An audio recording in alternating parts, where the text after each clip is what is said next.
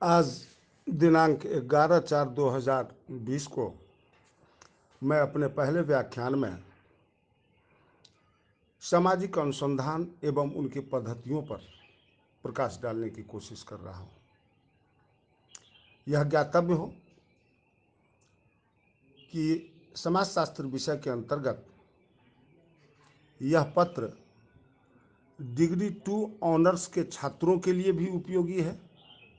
साथ ही साथ PG second semester के जो छात्र हैं उनके लिए भी यह पहला पेपर है।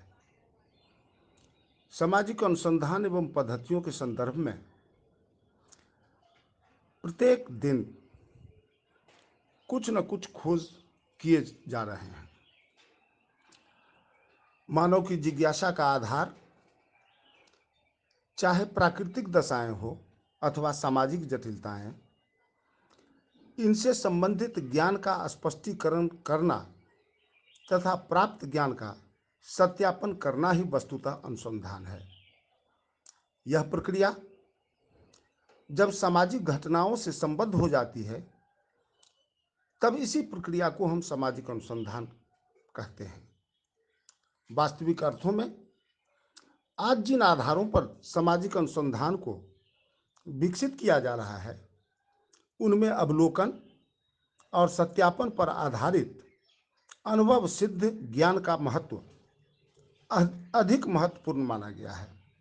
सामाजिक अनुसंधान एक ऐसी प्रक्रिया है जिसमें हम सब प्रथम किसी समस्या, व्यवहार अथवा घटना से संबंधित आधारभूत तथ्यों का अवलोकन करते हैं। साथ ही साथ उसके सामान्य प्रकृति को भी समझने का प्रयास करते हैं और उसके उपरांत उन सामान्य कारणों एवं नियमों को ढूंढने का प्रयास करते हैं जो एक विशेष घटना से संबंधित कार्य कारण के संबंध को स्पष्ट कर सके। इसका तात्पर्य हुआ कि सामाजिक जीवन में व्याप्त नियमों एवं वास्तविक प्रवृत्तियों को खोज निकालना ही सामाजिक अनुसंधान है। सामाजिक अनुसंधान एक ऐसा प्रयास है जिसके द्वारा किसी विशेष लक्ष्य को सामने रखकर नए सिद्धांत का निर्माण किया जाता है, अथवा यह भी कहा जा सकता है कि वर्तमान दशाओं के अंतर्गत पुराने सिद्धांतों की सत्यता को समझने का प्रयास सामाजिक अनुसंधान का पहला उद्देश्य होता है। सामाजिक अनुसंधान के संदर्भ में प्रख्यात समाजशास्त्री बुगाडस ने अपने शब्दों में इसको स्पष्ट किया और उन्होंने कहा कि social research is the investigation of underlying processes operative in the lives of persons who are in association. अर्थात बुगाडस का कहने का तात्पर्य सामाजिक अनुसंधान वैयक्तिक जीवन अथवा व्यक्तिगत क्रियाओं से नहीं होता, बल्कि इसका संबंध समूह व्यवहारों एवं सामाजिक जीवन से होता है। इनके अतिरिक्त भी अन्य समाज वैज्ञानिकों ने सामाजिक अनुसंधान की व्याख्या करने की कोशिश की, जिसमें पीवी यंग, जिनकी पुस्तक सामाजिक अनुसंधान है, सोशल रिसर्च एंड सर्वे, और इसमें पीवी यंग ने स्पष्ट करने का कोशिश किया कि सोशल रिसर्च में be defined as a scientific undertaking which by means of logical and systematized method aims to discover new facts or verify and test old facts, analyze their sequence, interrelationships, causal explanation and the natural laws which govern them। कहने का तात्पर्य कि सामाजिक अनुसंधान को एक ऐसे वैज्ञानिक प्रयास के रूप में देखा जा सकता है जिसका उद्देश्य तार्किक क्रमबद्ध पद्धतियों के द्वारा नए तथ्यों का अन्वेषण अथवा पुराने तथ्यों की परीक्षा और सत्यापन, उनके क्रम, पारस्परिक संबंध, कार्यकारण की व्याख्या इत्यादि स्वाभाविक नियमों के आधार पर विश्लेषण योग्य माना जाता है। यहाँ आज के व्याख्यान में सामाजिक अनुसंधान के साथ साथ सामाजिक सर्वेक्षण को भी हम सम्मिलित करना इसलिए चाहते हैं कि दोनों के स्वरूप एक जैसे लगते हैं, लेकिन दोनों के उद्देश्य में फर्क होता है। सामाजिक अनुसंधान का जो पहला उद्देश्य होता है कि प्रत्येक मानवीय प्रयास में कोई न कोई ऐसा प्रयास होना चाहिए जिसका उद्देश्य सामाजिक घटनाओं पर आधारित तथ्यों का संकलन, विश्लेषण और सामान्यीकरण तथा नियमों का प्रतिपादन करना हो। यदि व्यापक दृष्टिकोण से देखा जाए तो पीवी ने इसे स्पष्ट करते हुए कहा कि सामाजिक अनुसंधान का प्राथमिक उद्देश्य तत्कालीन या दीर्घकालीन सामाजिक जीवन को समझकर उस पर अपेक्षाकृत अधिक नियंत्रण स्थापित करना है। मतलब कि सामाजिक अनुसंधान का उद्देश्य किसी ऐसे अस्पष्ट सामाजिक घटनाओं को स्पष्ट रूप देना, अनिश्चित तथ्यों को निश्चित रूप प्रदान करना तथा सामाजिक जीवन के भ्रांत धारणाओं से संबंधित तथ्यों को संशोधित करना है। सामाजिक अनुसंधान के दूसरे प्रमुख उद्देश्य में ज्ञान की वृद्धि करना और अज्ञान की जानकारी प्राप्त करना होता है। सामाजिक अनुसंधान का उद्देश्य उन सिद्धांतों का प्रतिपादन करना है जिसके द्वारा सामाजिक घटनाओं की आंतरिक प्रकृति को समझा जा सके।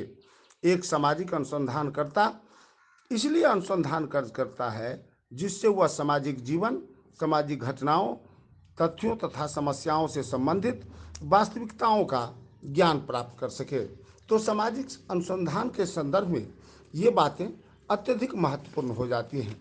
इसके साथ साथ सामाजिक अनुसंधान की प्रक्रिया को प्रारंभ करते समय कई महत्वपूर्ण बातों को ध्यान में रखना होता है। उन महत्वपूर्ण बातों में इसके स्टेप्स की चर्चा की जा सकती है कि हम सामाजिक अनुसंधान की प्रक्रिया को कैसे प्रारंभ करें। वास्तविकता तो यह है कि सामाजिक अनुसंधान एक जटिल प्रक्रिया है और स्वाभाविक रूप से एक सामाजिक अनुसंधान तभी सफल हो सकता है जब एक अनुसंधानकर्ता व्यवस्थित रूप से वैज्ञानिक अनुसंधान के प्रमुख चरणों को ध्यान में रखते हुए अपना कार्य करे। इसमें सबसे पहला बिंदु यह बनता है कि हम विषय का चुनाव किस प्रकार से करते हैं। अनुसंधान का यह चरण सबसे अधिक प्राथमिक और महत्वपूर्ण है। एक अनुसंधानकर्ता चाहे कितना भी योग्य क्यों न हो, यदि प्रारंभिक स्तर में ही अनुसंधान से संबंधित विषय का चुनाव दोषपूर्ण हो जाता है तो अध्ययनकर्ता किसी भी तरह अपने लक्ष्य को प्राप्त नहीं कर सकता। दूसरा, रिव्यू ऑफ लिटरेचर अर्थात संबंधित साहित्य का अध्ययन किया जाना इसका दूसरा प्रमुख चरण है। यह चरण उन चुने गए अनुसंधान विषय के संबंध में उन सभी विचारों, पद्धतियों, कठिनाइयों एवं निष्कर्षों को अध्ययन करने के लिए प्रेरित करता है जो उससे पूर्व के अध्ययनकर्ताओं द्वारा किया गया हो। दूसरे अर्थों में हम इसे ऐसे समझ सकते हैं कि अनुसंधान चाहे सामाजिक क्षेत्र से संबंधित हो अथवा भौतिक विज्ञान से संबंधित हो, यह कार्य सभी अनुसंधानकर्ताओं के लिए बहुत ही आवश्यक हो जाता है। साहित्य के पुनरावलोकन के बिना अनुसंधान की रूपरेखा को अगर तैयार कर लिया जाता है और अध्ययन क्षेत्र का निर्धारण करने में अति शीघ्रता दर्शाने लगते हैं, जिसके फलस्वरूप परिणाम यह निकलता है कि अनुसंधानकर्ता के द्वारा जो अनुसंधान की संपूर्ण प्रक्रिया को अपनाई गई है वह दोषपूर्ण माना जा सकता है और इस तरह के कार्य में अनुसंधान कार्य के बीच में रुक जाने की संभावना बनी रहती है। तीसरा प्रमुख चरण सामाजिक अनुसंधान के determining and defining of units है कि जिन इकाइयों का चयन मैंने अपने अनुसंधान कार्य के लिए किया है उनके बारे में सही तथ्यों की जानकारी प्राप्त करना। अनुसंधान विषय से संबंधित साहित्य के अध्ययन कर लेने के बाद अनुसंधानकर्ता के लिए यह आवश्यक होता है कि वह अनुसंधान से संबंधित विभिन्न इकाइयों का निर्धारण करके उनका प्रयोग करने से पहले यह सुपरिभाषित कर ले कि वास्तविक अर्थों में इकाइयों का स्पष्टीकरण हुआ अथवा नहीं, या तथ्यों के संकलन में जो सहायक नहीं होते हैं उसे वहीं रिजेक्ट कर देने की आवश्यकता होती है। यदि उदाहरण के तौर पर अध्ययन से संबंधित अनेक शब्द जैसे शिक्षित, निर्धन, धार्मिक, श्रमिक बहुत सरल शब्द मालूम होते हैं, लेकिन विभिन्न व्यक्ति इनका भिन्न भिन्न अर्थ लगा सकते हैं। यही कारण था कि पी.वी. यंग ने लिखा कि अनुसंधान से संबंधित अध्ययन की इकाइयां रिप्रेजेंटेटिव सैंपल के रूप में होनी चाहिए, अर्थात जो इस अनुसंधान कार्य में प्रतिनिधित्व करता हो। प्रयोग में लाए जाने वाले शब्द स्पष्ट और सुपरिभाषित हों और उनका चयन इस तरह होना चाहिए जिससे वे संपूर्ण समग्र से अपनी समरूपता को स्पष्ट कर सकें। इकाइयों का निर्धारण करते समय यह ध्यान रखने योग्य महत्वपूर्ण बातें होती हैं। चौथा है सामाजिक अनुसंधान के स्टेप्स में फॉर्मेशन ऑफ हाइपोथेसिस। हम उपकल्पनाओं का निर्माण किन आधारों पर करते हैं? परिकल्पना अध्ययन के आरंभ में ही लिया जाने वाला एक सामान्य निष्कर्ष है जिसकी प्रामाणिकता परीक्षा के बाद में एकत्रित किए गए तथ्यों के आधार पर की जाती है। परिकल्पना की सहायता से अनुसंधानकर्ता को अध्ययन से संबंधित वास्तविक दिशा प्राप्त होती है तथा अनुसंधान कार्यों और में इधर उधर भटकने से बच जाता है। विशेष प्रकार के अनुसंधान कार्यों में, विशेषकर प्रयोगात्मक अनुसंधान में, परिकल्पना का महत्व अपेक्षाकृत कम होता है, लेकिन फिर भी यह अनुसंधान का एक अत्यधिक महत्वपूर्ण चरण है। तत्पश्चात पांचवें बिंदु के रूप में डिटरमाइनिंग ऑफ स्कोप अर्थात एरिया अंडर स्टडी क्या होना है, इसका भी निर्धारण करना अनुसंधानकर्ता का प्रमुख कर्तव्य बन जाता है। अनुसंधानकर्ता के लिए आवश्यक होता है कि वह अपने अध्ययन से संबंधित क्षेत्र का स्पष्ट रूप से निर्धारण कर ले। अध्ययन क्षेत्र ऐसा होना चाहिए जिससे संबंधित तथ्यों का संकलन वस्तुनिष्ठ रूप से किया जा सके, अर्थात अध्ययन में ऑब्जेक्टिविटी हो, वह सब्जेक्टिविटी पर आधारित न हो। अध्ययन क्षेत्र का आकार न तो बहुत बड़ा होना चाहिए न ही बहुत छोटा होना चाहिए। बहुत छोटे आकार के अध्ययन से उपयोगी निष्कर्ष प्राप्त करने में काफ़ी कठिनाइयों का सामना करना पड़ता है, जबकि आवश्यकता से अधिक बड़े अध्ययन क्षेत्र पर आधारित अनुसंधान एक निश्चित समय के अंदर कार्य को पूरा कर सकने में कठिनाई को उपस्थित करता है। छठे स्टेप्स के संबंध में हम यह कह सकते हैं कि यहाँ सिलेक्शन ऑफ रेस्पोंडेंट्स है। एक अनुसंधानकर्ता जब किसी भी अनुसंधान कार्य को प्रारंभ करता है तो आखिर कितने सामाजिक इकाइयों को अध्ययन योग्य चुना जा रहा है, इस इकाइयों का निर्धारण करते समय उसे रिस्पॉन्सिबिलिटी को देखकर यह ध्यान रखना चाहिए कि इकाइयों के चयन में गंभीरता शामिल हो। अध्ययन क्षेत्र का निर्धारण करने के पश्चात अनुसंधान का आगामी चरण उन सूचनादाताओं को चयन करने से संबंधित होता है जो निदर्शन के आधार पर तय किया गया हो, अर्थात यहाँ सैंपलिंग मेथड निदर्शन पद्धति को इस्तेमाल कर यह निदर्शन पद्धति का प्रयोग कर हम इसके माध्यम से रिप्रेजेंटेटिव सैंपल का चयन करते हैं। सामाजिक अनुसंधान के क्षेत्र में निदर्शन पद्धति इकाइयों के चयन के लिए सर्वाधिक प्रचलित प्रविधि है और इसके अनेक प्रकार हैं जिसकी व्याख्या हम दूसरे व्याख्यान के अंतर्गत करेंगे, लेकिन वर्तमान में अनुसंधानकर्ता की इच्छा और सुविधा पर आधारित न हो, इस बात का ध्यान रखा जा चाहिए। सातवां कि determination of sources of information. हम जिन सूचनाओं को एकत्र करते चले जाते हैं, आखिर उसके निर्धारण के लिए कौन कौन से हमारे स्रोत हैं। ये सेकेंडरी और डॉक्यूमेंट्री ये सेकेंडरी और प्राइमरी दोनों तरह से हो सकते हैं। प्राथमिक स्रोत वह है जिसमें एक अनुसंधानकर्ता स्वयं ही और प्रथम बार सूचनाएं एकत्रित करता है, अर्थात अध्ययन क्षेत्र में जाने के उपरांत जिन इकाइयों का चयन उसने अध्ययन के लिए किया है, उस अध्ययन क्षेत्र में उन इकाइयों से संपर्क कर प्राइमरी डाटा का कलेक्शन किया जाता है, जबकि सेकेंडरी सोर्सेज वो होते हैं जो पहले से ही दूसरे व्यक्ति के द्वारा संकलित तथ्य प्रदान करते हैं।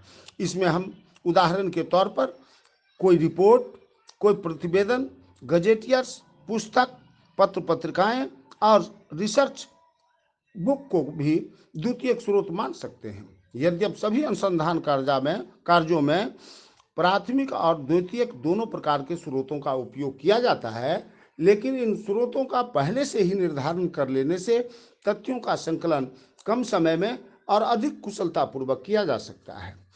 आठवां बिंदु यह है कि determination of the tools and techniques.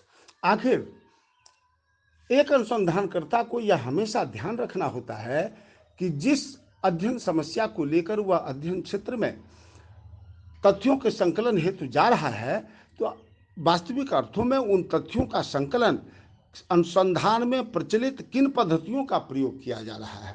यह महत्वपूर्ण है कि हम जिस प्रविधि का इस्तेमाल करने जा रहे हैं वह हमारे अध्ययन के लिए उपयोगी है अथवा नहीं। हम वास्तविक अर्थों में यह कह सकते हैं कि अनुसंधान कार्य आरंभ करने से पहले अपने अध्ययन से संबंधित सभी उपकरणों एवं प्रविधियों को छोटे पैमाने पर लागू करके उनके दोषों को ज्ञात कर लें और फिर उन्हें दूर करने का प्रयत्न करें। ऐसा नहीं कि अनुसंधान कार्य प्रारंभ हो गया और बीच में हम टूल चेंज करने की कोशिश करते हैं, जबकि यह अनुसंधान कार्य के लिए सदैव गलत माना जाता है। इसलिए पूर्व में ही हमको यह निर्धारित कर लेना है कि हम अपने तथ्यों के संकलन के लिए, तथ्यों के विश्लेषण के लिए किस टूल्स और टेक्निक्स का इस्तेमाल करना चाहते हैं।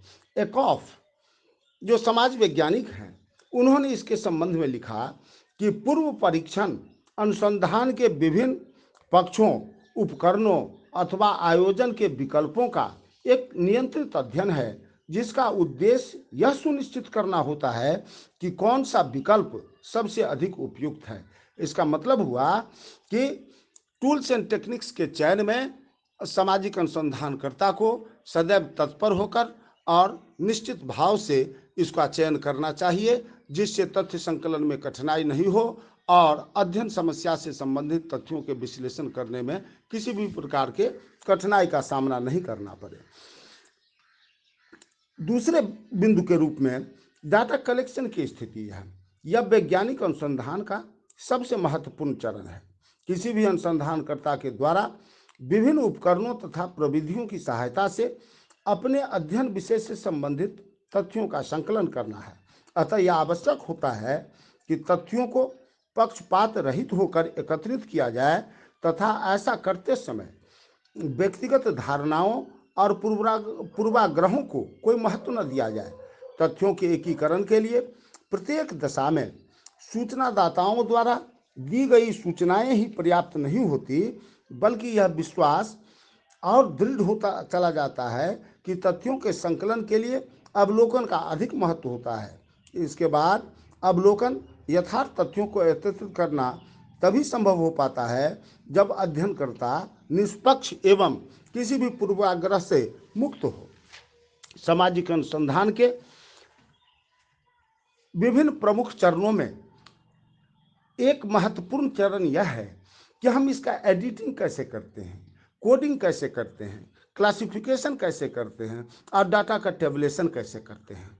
तथ्यों के संकलन करने के बाद सामाजिक अनुसंधान का यह सबसे महत्वपूर्ण बिंदु है। तथ्यों के संपादन का अभिप्राय एकत्रित तथ्यों का सूक्ष्म निरीक्षण करके उनमें दिखाई देने वाली जो भी त्रुटियां या कमियां दिखाई पड़ती हों उसे यथासंभव दूर करना है।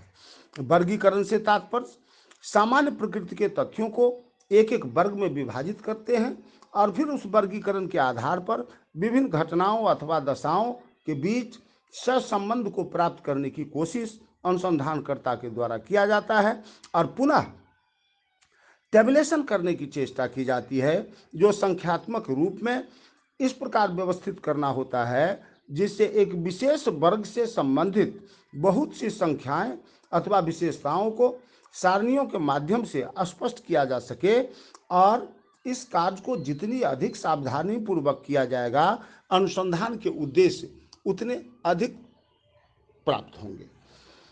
अंत में इसका एनालिसिस भी होना है कि जो कुछ भी डाटा हम अध्ययन क्षेत्र में अनुसंधानकर्ता की हैसियत से प्राप्त करते हैं उसका स्टैटिस्टिकल एनालिसिस होना चाहिए, अर्थात सांख्यिकी विश्लेषण की आवश्यकता होती है।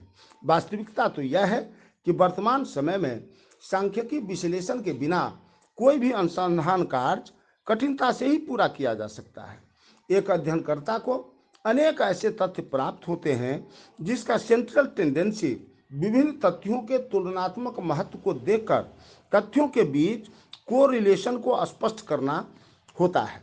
इस कार्य के लिए मीन मीडियन मोड की आवश्यकता होती है और जिनकी सहायता से तथ्यों का सांख्यिकी विश्लेषण किया जा सकता है। लास्ट में सामाजिक अनुसंधान के जो प्रमुख चरण हैं उसमें एक प्रमुख चरण और जिसे हम अंतिम कह सकते हैं कि प्रेजेंटेशन ऑफ रिपोर्ट है, कि हम प्रतिवेदन का प्रस्तुतिकरण किन रूपों में करते हैं। अनुसंधान का यह सबसे अधिक महत्वपूर्ण स्टेज है। प्रतिवेदन के माध्यम से ही एक अनुसंधानकर्ता अनुसंधान से संबंधित सभी तथ्यों को व्यवस्थित रूप से जन सामान्य के समक्ष प्रस्तुत कर सकता है। अनुसंधान प्रतिवेदन 3 भागों में विभाजित हो सकते हैं। एक तो उसका मेथोलॉजिकल एस्पेक्ट है, दूसरा जो अधिक विस्तृत है लेकिन उसमें कॉजल रिलेशन की व्याख्या की जाती है, तीसरे भाग में जो हम जनरलाइज्ड फॉर्म में कंक्लूजन प्रस्तुत करते हैं वह सामान्यीकरण और सिद्धांतीकरण की प्रक्रिया पर बल देता है। अनुसंधान प्रतिवेदन की भाषा बहुत वैज्ञानिक, व्यवस्थित और क्रमबद्ध होना आवश्यक है और इस स्तर पर जो प्रतिवेदन तैयार किए जाते हैं उसका संबंध वैज्ञानिक दृष्टिकोण से संबंधित निष्कर्षों को स्पष्ट करता है। यह सामाजिक अनुसंधान के प्रमुख चरण हैं जिन विभिन्न चरणों पर एक के बाद एक अनुसंधानकर्ता को चलना आवश्यक हो जाता है और उसके माध्यम से ही अनुसंधानकर्ता जो जिस उद्देश्य से अपने अध्ययन समस्या का चुनाव किया है उसके संबंध में एक सामान्य निष्कर्ष प्राप्त करने की संभावना बन जाती है। हम यह कह सकते हैं कि वैज्ञानिक अनुसंधान अथवा सामाजिक अनुसंधान एक ऐसी लंबी प्रक्रिया के रूप में है कि इसके प्रत्येक उत्तर पर अनुसंधानकर्ता के लिए अनेक सावधानियों का रखना आवश्यक होता है। अतः एक अनुसंधानकर्ता विभिन्न चरणों के प्रति जितना अधिक प्रैक्टिकल अप्रोच अपनाता है उसकी सफलता की संभावना उतनी ही अधिक बढ़ जाती है। इन्हीं कारणों से वर्तमान समय में सामाजिक अनुसंधान का महत्व बढ़ता जा रहा है। परिवर्तन ने जहां एक ओर मानवीय मूल्यों एवं सामाजिक संरचना को एक नवीन रूप दिया है, वहीं इसके फलस्वरूप समाज में अनेक नवीन समस्याओं का प्रादुर्भाव भी हुआ है। वास्तविकता तो यह है कि हमारा सामाजिक जीवन जैसे जैसे जटिल होता जा रहा है उसका वैज्ञानिक अध्ययन करना उतना ही आवश्यक हो गया है। सामाजिक अनुसंधान की उपयोगिता इन बातों से भी स्पष्ट हो जाती है कि आज अनुसंधान के द्वारा ही विभिन्न प्रकार की समस्याओं का निष्पक्ष रूप से वैज्ञानिक अध्ययन करके प्राथमिक प्रमाणिक तथ्यों को प्राप्त किया जा सकता है और यही तथ्य सिद्धांतों का निर्माण करके भावी प्रवृत्तियों को स्पष्ट करने में सहायक होते हैं। आज जैसे जैसे सोशल प्लानिंग के प्रति हमारी जागरूकता बढ़ रही है, सामाजिक अनुसंधान के द्वारा इन्हीं चरणों के माध्यम से उपयोगी ज्ञान प्राप्त करके मानवीय कल्याण में वृद्धि करना संभव हो पाता है। और इसके साथ सामाजिक अनुसंधान का जो प्रमुख उद्देश्य है कि हम इससे नवीन ज्ञान की प्राप्ति करते हैं, पुराने तथ्यों का सत्यापन भी करते हैं, अब लोगों में अज्ञानता भी समाप्त होती है और यह समाज कल्याण में सहायक होता है। धन्यवाद। मैं प्रभात कुमार चौधरी, एसोसिएट प्रोफेसर समाजशास्त्र विभाग सीएम कॉलेज दरभंगा, ने आज जिस व्याख्यान के विषय के लिए जिन बिंदुओं को स्पष्ट किया है वह वास्तव में डिग्री 2 के छात्रों के लिए और पीजी सेकेंड सेमेस्टर के छात्रों के लिए, दोनों के लिए ही उपयोगी है और दोनों के सिलेबस में स्टेप्स ऑफ सोशल रिसर्च पढ़ना भी है। इसलिए हमने कंसेप्ट और इसके डिफरेंट स्टेप्स की चर्चा की है। दूसरे व्याख्यान में हम सोशल रिसर्च एवं सर्वे में एक अंतर स्पष्ट करने का कोशिश करेंगे जिससे छात्रों को यह ज्ञात हो सके कि सामाजिक अनुसंधान और सामाजिक सर्वेक्षण में क्या आधारभूत अंतर है। धन्यवाद।